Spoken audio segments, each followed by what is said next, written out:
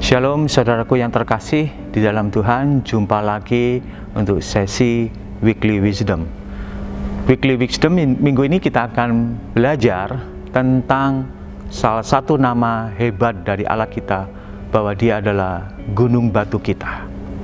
Saya akan bacakan di dalam Ulangan pasal 32 ayat 3 dan 4. Sebab nama Tuhan akan kuserukan, berilah hormat kepada Allah kita, gunung batu yang pekerjaannya sempurna, karena segala jalannya adil, Allah yang setia dengan tiada kecurangan, adil dan benar Dia. Musa menuliskan salah satu sebutan untuk Allah kita. Dia mengatakan bahwa Tuhan adalah gunung batu. Sepanjang pasal 32 ini kita menemukan ada kurang lebih 7 kata gunung batu.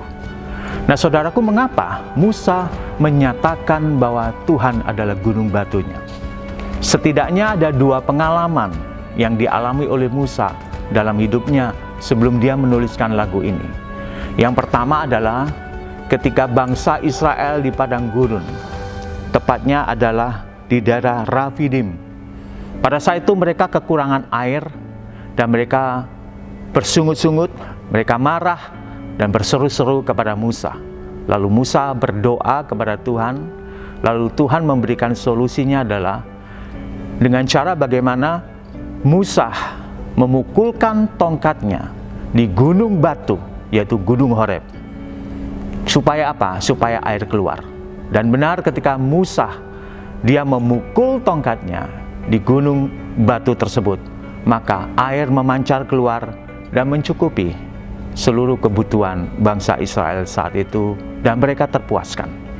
Lalu pengalaman kedua yang berkaitan dengan gunung batu adalah ketika Musa bertemu dengan Tuhan.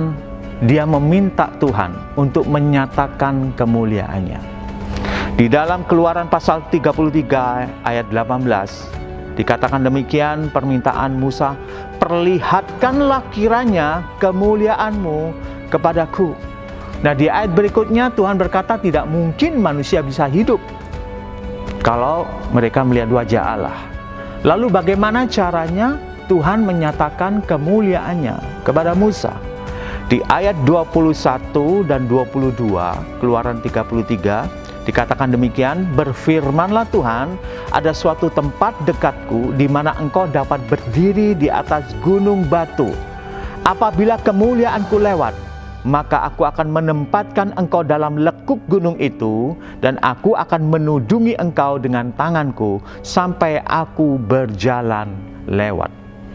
Jadi Musa mendapatkan perlindungan dari lekukan di gunung batu tersebut ketika kemuliaan Tuhan dinyatakan.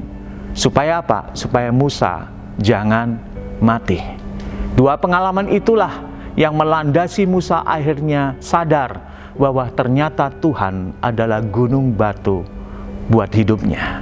Nah saudara, bagaimana dengan perjanjian baru? Nah Paulus menuliskan suratnya kepada jemaat di Korintus di dalam 1 Korintus pasal 10 ayat 1-4 dikatakan demikian. Aku mau supaya kamu mengetahui saudara-saudara bahwa nenek moyang kita semua berada di bawah perlindungan awan, dan bahwa mereka semua telah melintasi laut untuk menjadi pengikut Musa. Mereka semua telah dibaptis dalam awan dan dalam laut. Mereka semua makan makanan rohani yang sama, dan mereka semua minum minuman rohani yang sama, sebab mereka minum dari batu karang rohani yang mengikut mereka, dan batu karang itu ialah Kristus. Batu karang atau gunung batu, atau kadang diterjemahkan juga dengan batu cadas, itu merujuk kepada Kristus.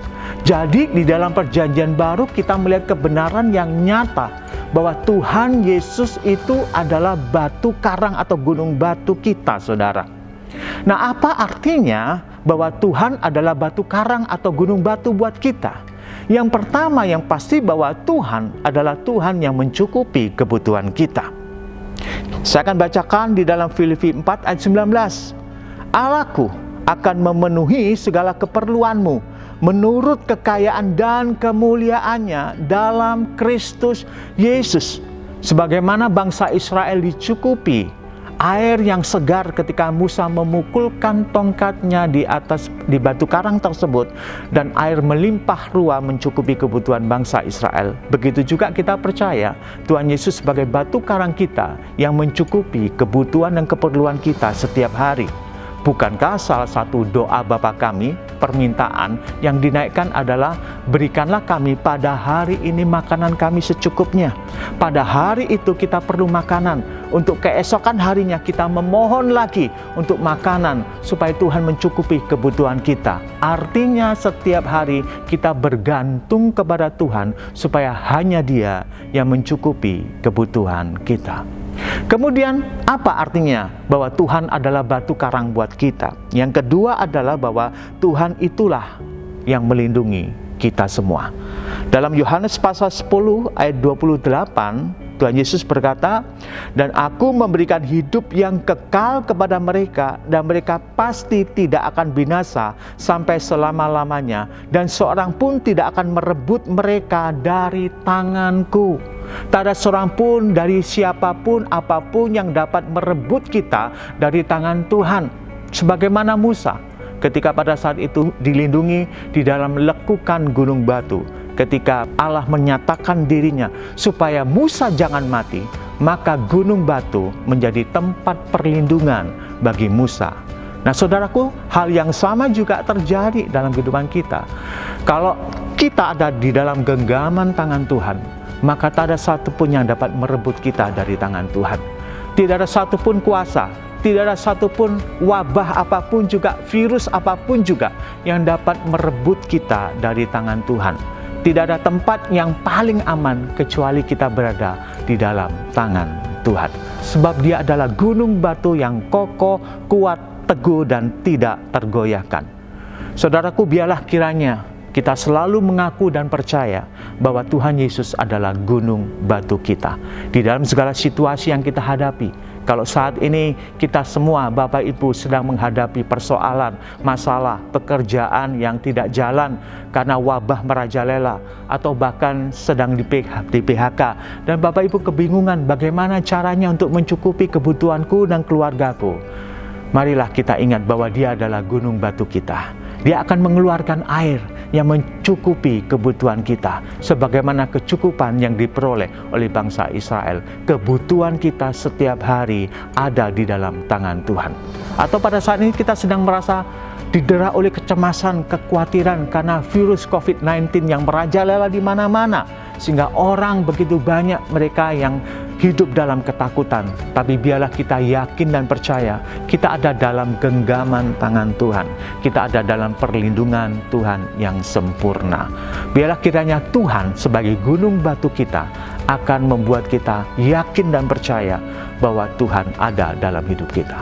Biarlah kiranya Weekly Wisdom minggu ini memberkati kita semua melalui keyakinan kita bahwa Tuhan adalah gunung batu kita yang kokoh, kuat, teguh, dan tidak tergoyahkan. Amin.